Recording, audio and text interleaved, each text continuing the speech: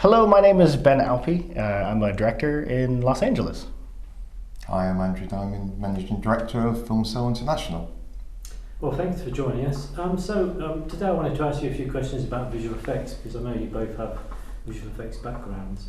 Can you tell us a little bit about how visual effects has been developing over the last few years and where you think it's heading to? Well, it's an interesting time because as we've moved away from optical effects, it's gotten to the point now where we can do so much with visual effects.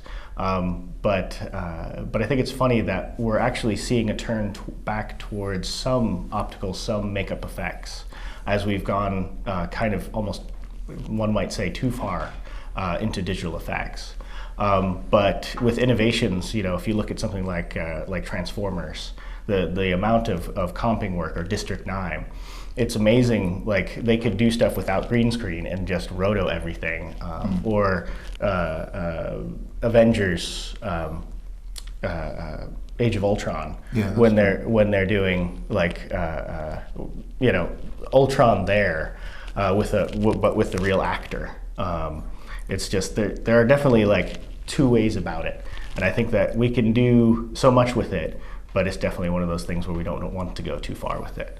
I think the problem is that in the past it was, as you said, green screen or blue screen or whatever you want, but now, because you have so many teams working on rotos, it means you've got teams and teams of people, so they can pretty much do anything with rotoscoping and taking scenes out. For example, in one of the films that we recently did, we just created a complete helicopter from nothing in a hangar because we rotoscoped out all the areas that weren't required, but we only had the framework for the helicopter for the dimensions, so we knew how long the helicopter was. We just said to the actors, just don't go past that point because you're going to get sliced by the rotors or something like that. But it's kind of like, and that wasn't a green screen or anything. It was just literally a framework that we put up on set, and but it's kind of like you just paint it out afterwards. It's quite easy. Can I just ask, for the benefit of viewers who may not know what rotoscoping is, can you just quickly explain what rotoscoping is?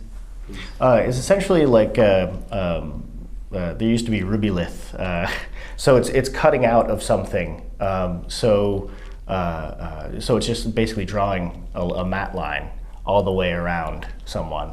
And what you do actually these days, it's kind of amazing where you can create this matte line and go kind of frame to frame, and actually the software is getting to the point where it can actually, if you break it up in certain ways, it can actually do a lot of it automatically, and then you just basically go back and fix it. Yeah, there's a company in, I think, Germany that's developed this piece of software, which I saw in America,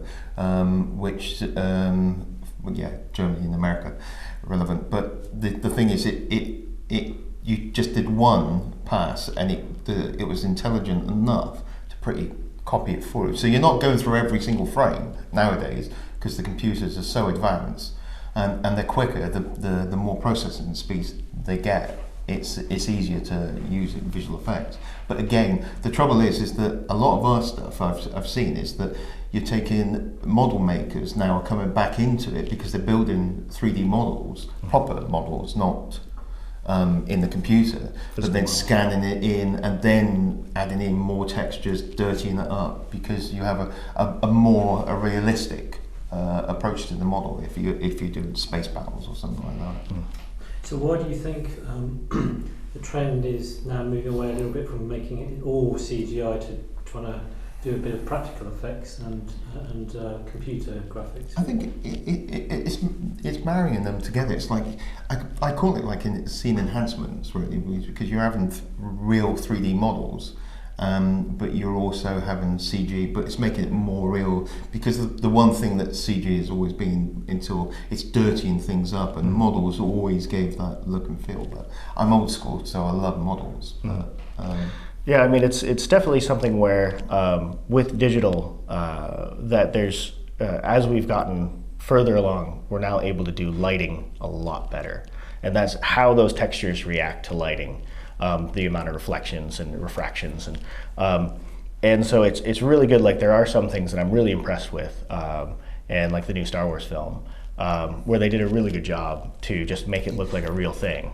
The only thing I really didn't like was the hologram of the bad guy. I just thought that was. But anyway, that's my own point of view. Everything else in the new Star Wars film, loved.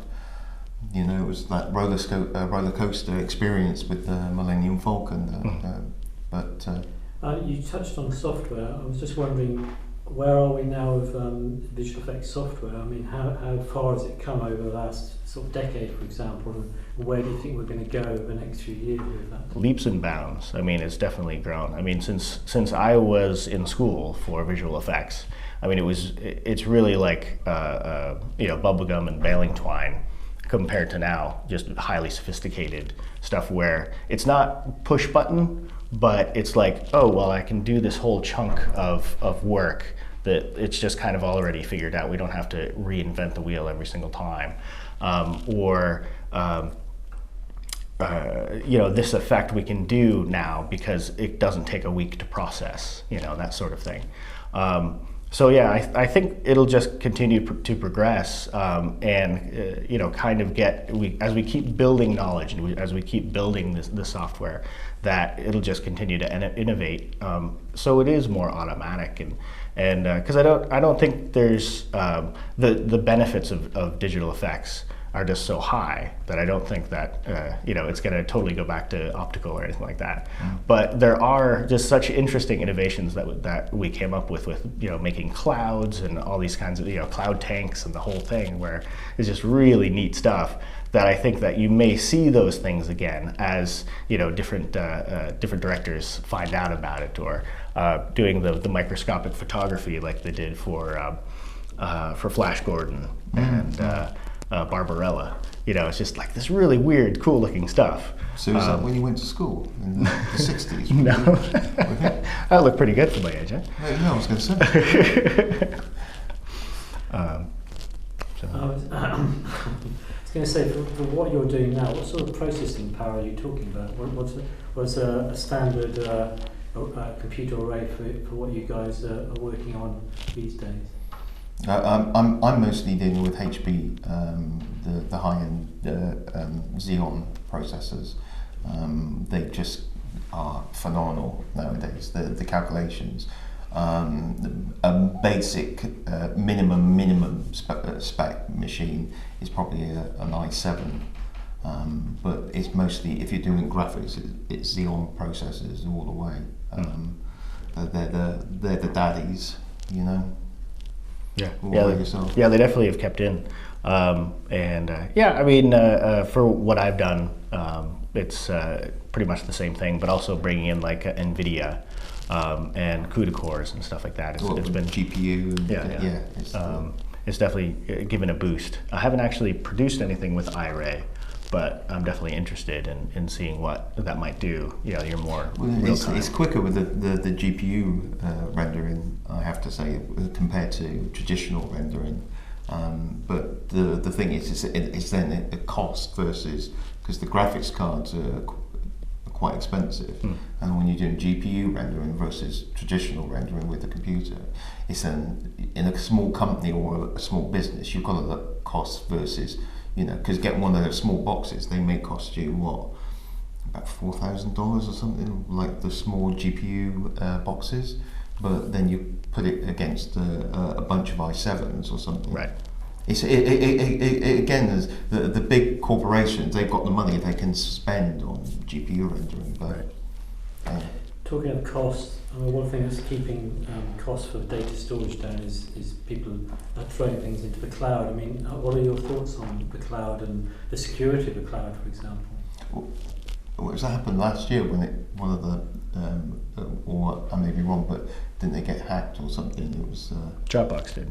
Yeah, that was it. And it just, anything that you put online, you can tell by the grey hair, I'm still old-fashioned in the sense that you still leave yourself open, vulnerable to attack, and I just don't think that we're to a point, because Dropbox is massive, and how many people got affected by the hack? I'm not sure, but so that was where a bunch of the passwords were released. That's what happened. Yeah. So so that's how they were hacked. But I mean, it's interesting. I think that with bandwidth, it's so much nicer now that we actually have some higher bandwidth. Because when you're dealing with 10 megabit, it was pretty slow. But now with 100 and 200 megabit, it makes it much more viable to do that. But I do, like when you have it at home and you have it backed up on 2 drives or whatever, it does still feel safer that way. Yeah. Although FilmCam is still the best security. Yeah, well, the thing is nowadays, if you've got a small business, it's always better to keep it on site and just do traditional backups, I find. But again, I'm old school, so the thing, it depends, because you have to think the corporations, they're massive. They've got teams and teams and teams, and they've got IT, guys left, right, and centre. So yeah, it does pay because of the amount of file sizes now with 4K. Now that they're saying about 8K, it's now getting to the point when every single leap in, like from HD up to now 4K, the hard drive capacity is becoming unbelievable. So I think clouds are the way forward, but you have to think how much storage that we're going to be using on that, and also because the amount of, each time we increase our internet connection, the bandwidth is going to get bigger and bigger because the file sizes are bigger and bigger. Yeah. So you're both film directors in your own right. Well, what are your thoughts about IP, for example? Obviously now everything's digital, it's so much easier to pirate it. So what are your thoughts on the direction of how we're going to safeguard people's artistic work endeavours going forward? Have you got any thoughts on that? Well, it's really difficult to say because I think it might be something where, as long as you can kind of track it, as long as you can make enough, despite the pirating, that's might be the way it goes. I mean, we're seeing such decreases in advertising on television, and as Netflix gets more popular, and these types of Hulu and Amazon.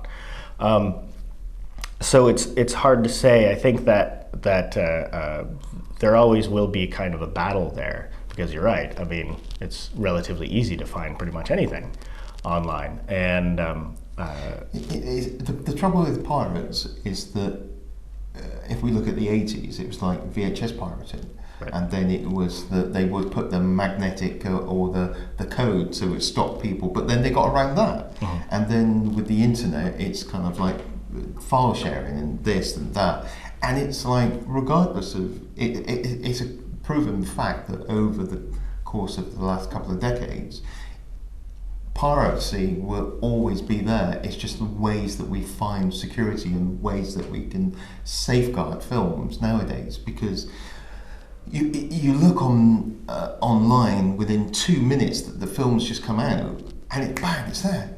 Mm-hmm. And it's like, even with the security in cinemas, with the cameras, and they're saying that they're watching you, they're still there. It's like, how is it happening? It's like, will you be able to put, like, if a camera's recording, like a domestic camera from a cinema, maybe it would be an idea to embed like a code so it knows where that particular film has come from, which cinema. So it could be that way in theatres, just to have like an invisible code or something that they could look at the print and then it could be embedded within the film. That's just me thinking off the top of my head. Think of ways that you limit yourself, and then you find out what screen and or where it came from, so you could at least track it down. Right. Yeah, it's but you're right that pirates will always be one step ahead. Or if you put out a new type of encryption or something like that, it's only a matter of time. I mean, it's like they dedicate themselves to breaking that code. It's a new challenge. So I see it more as, if we can make content that's really good, even a pirate's going to buy it, eventually. Unless you're in China, then perhaps not. But because it's a huge market that you may be able to crack, but there's so much pirating going on, and I'm sure in other parts of the world as well, not only America. or in the UK. But yeah, it's no matter where. This is why I think that we have to look at ways of safeguarding films, because at the moment it's within 2 seconds. As I said, you pretty much everything's there. So you spend all that time making the film, and then all of a sudden your work's gone, and it's up there, and people will just download it because they want to. The thing is that some people say that they have it as a backup copy. That's their argument. Smiley. But the thing is that if you are going to do that, buy a real copy, because you're killing basically our profession. Right. We won't. We've already seen a massive decline, and it's kind of like it's going to get worse, I think.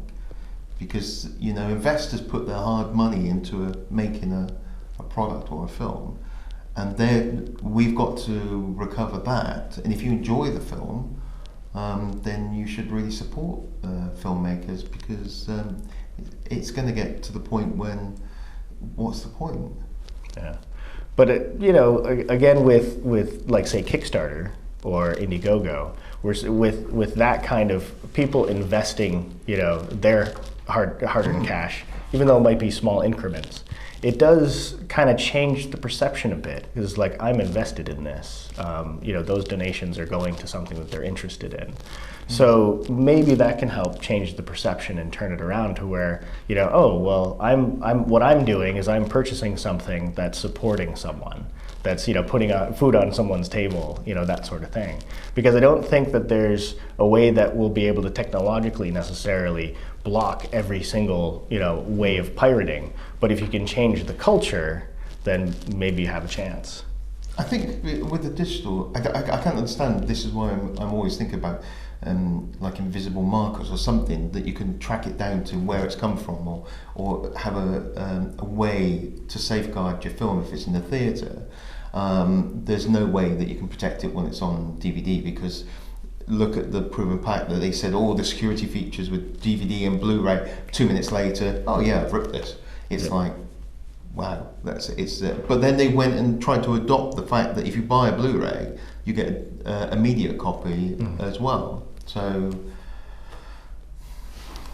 talking of careers in your gentleman's field, I mean, can you just give us a little bit of background about where you come from, what you did from say college years onwards? Well, I've had an interesting journey. So from college, I basically was trained for visual effects and directing. And then I went on to basically work for Lockheed Martin, doing simulations for the Navy, the US Navy. And then from there, I went and did freelance, so doing visual effects and actually website development. And so that's basically what I've been doing whilst I made my first short film and my second one. And now I'm almost on my third one. So finally getting to do science fiction, which is a love of mine. So being able to do a drama, kung fu western, as I call it, and now science fiction. And it's being able to do that, and I'm a big fan of Twilight Zone, and to be able to have like a moral to that story. So it's about social media, and social media in the future. What could be if we kind of keep on the same track that we're on now. So the one thing that was happening recently, did you see the article with reference to Twitter, that they said that Twitter's outdated now, but Facebook has seemed to explode even more, because because they're saying about uploading videos not to YouTube but to Facebook direct and all this sort of stuff to get viewing figures, and it's just really weird that everyone seems to be obsessed with Facebook, and it's kind of like you can grow marketing products, hence why having Facebook is such a good tool with Kickstarter, because then you get people, and it passes on like between Twitter and Facebook to get people to invest into your product. Because the other thing, to take it on its side slightly, but is looking at that when they invest in your product, they're also investing because they want to, because they're interested in that. That may be something to stop pirates, going back to that. But yeah. Well, for a while, it seemed that a lot of films have been made in 3D, which seemed to be a little bit to slow piracy down. I mean, where do you see the 3D arena now? I mean, it seems to be tailing off again. Well, I think that just looking at history, they've tried 3D like 2-3 times in the past. And what they're doing now is certainly way better. But it's not really my cup of tea. Just because it's still a flat screen, you know, it's still a 2D space. And so when we try to broaden it into 3D, it only works in certain ways. And so like say with The Hobbit, we do have that roller coaster experience, which is great. But I feel that there's actually a separation a bit between us and the characters, that it becomes a little bit more of the visual. And so, like when you get into the 48 frames, it's actually like the least connection with the characters. And plus it gets kind of a video look, very sharp, with not a lot of motion blur, that it's a bit off-putting. And you know, some say, well, that's because we're used to watching it the other way. But I kind of like just having kind of my 2D with, you know, the... Well, with 3D, the thing is with the TV, it's the glasses. It's always going to be an issue until the screens have got to the point of not needing glasses. Because at the moment, the technology, you can look at them, as I explained previously, that you can look at a screen and you don't need the glasses, but you have, if you move the light slightly off to your left, your right, you know, the image then becomes like two sides. Until they fix the point where you can look at it at a particular angle, then your TV, and where you won't need the glasses, I think that within like a 4K field would give that, not holographic, but that like 3D perspective view on your TV, so you could sit down and watch a movie in 3D without the glasses, which may bring a new, but there's a company abroad, sorry, gone off track, that were dealing with holographic screens, so you could actually have a movie playing. So I think it's going to get to a point where 3D may actually be replaced with maybe holographic with light emitters or something like that, because that's more of a thing, because you could be watching a program, but then you're looking at 360 technology as well, and it's then starting to get into the realms of, you know, holodeck technology, and you know, you just walk into a set and you're acting out your own fantasy.